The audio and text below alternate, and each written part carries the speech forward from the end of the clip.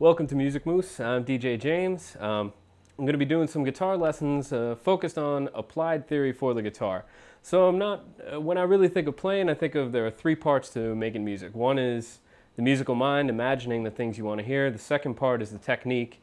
And the third part, which I think a lot of musicians lack, is knowing the theory behind it, knowing how to express your ideas, not only in the hands, but also knowing how to express them intellectually. So that's what this series of lessons that I'm going to be working on is going to focus on.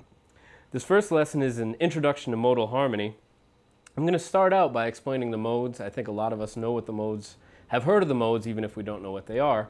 And I'm going to run through the 7 basic modes, and then focusing on the Dorian mode, which is the one that we see so many people play and we hear all the time in jazz. I'm going to explain some concepts of harmonizing, of comping, when you're playing a modal tune. So let's start out with a quick explanation of what the modes are. Now, if we start out with our basic major scale, I'll play everything here will be in C so that we don't have to worry about sharps and flats. So C major scale, C, D, E, F, G, A, B, C. Okay? So that's our basic major scale. And if we think of the 7 basic modes, they're all based from the major scale. If we think of each mode as the major scale starting on a different degree, that's probably the simplest way we can get at it. Now, the major scale is actually a mode in and of itself. We think of it as the Ionian mode. So even though that's C major, we could also call it C Ionian. Now, if we start the C major scale from D, playing from D to D instead of from C to C, we have D Dorian.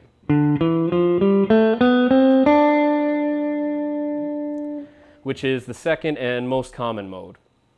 The third one, if we start from E, excuse me.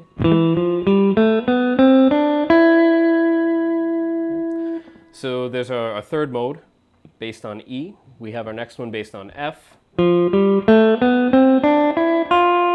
would be F Lydian.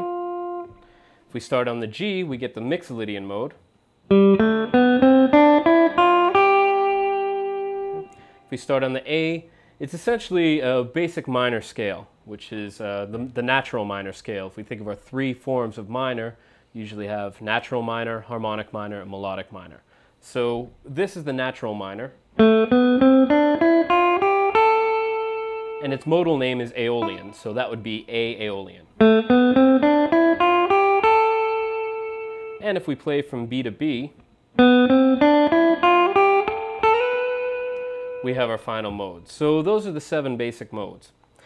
Like I said, I want to focus on the Dorian mode, which is the most common. And if we think back to our jazz repertory, our most common tune that we think of as soon as anyone mentions modal jazz, the song that everyone thinks of is So What?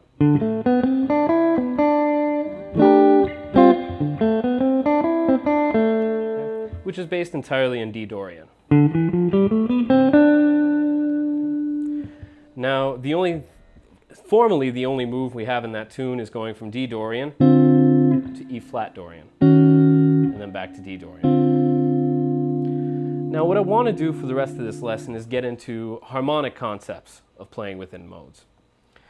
Now, generally, once we get into the modal realm, we get outside of the realm of normal music theory. Now, normal music theory, triadic music theory, when we think of constructing chords based on thirds,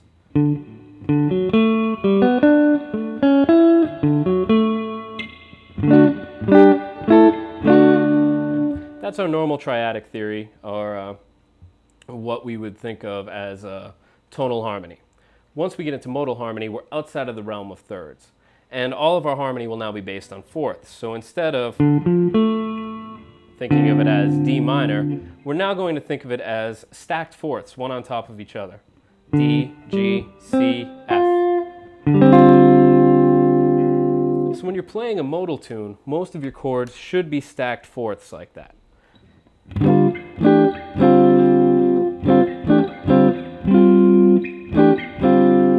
And the beauty of a modal tune means that there's not really a chord progression happening. Instead, we have a modal center.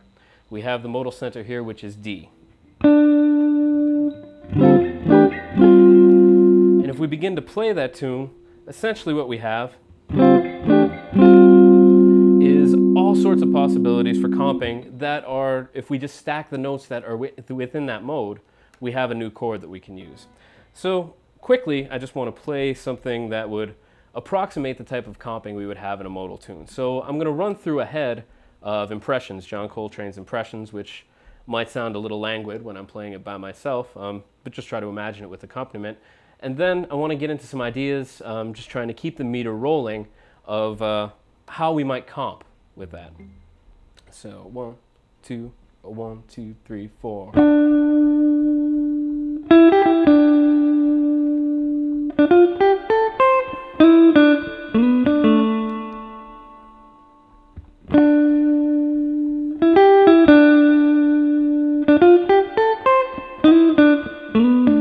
So now if we're comping with that, keeping the meter going,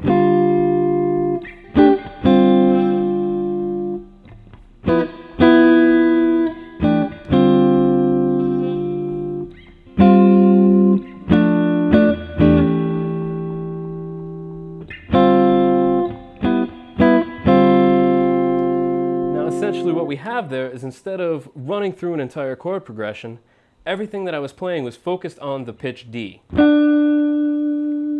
And I stacked the notes that are in that mode. So for instance, the chords I was working with most would be the D, G, A, F, E, A, D, G. And also another one that I like a lot when I'm playing in that mode would be G, C, F, and A. So that's our basic introduction into modal harmony, chordal harmony. Q-U-A-R-T-A-L, not chordal harmony, C-H-O-R-D-A-L. And this is basically an introduction into an entirely new way of thinking of jazz, instead of our 2-5-1s and all the standard progressions, but instead thinking of it as based on a single pitch. I'm going to continue in future lessons developing this idea and working with modes, and hopefully you'll get a little bit interested in exploring different ways of playing jazz.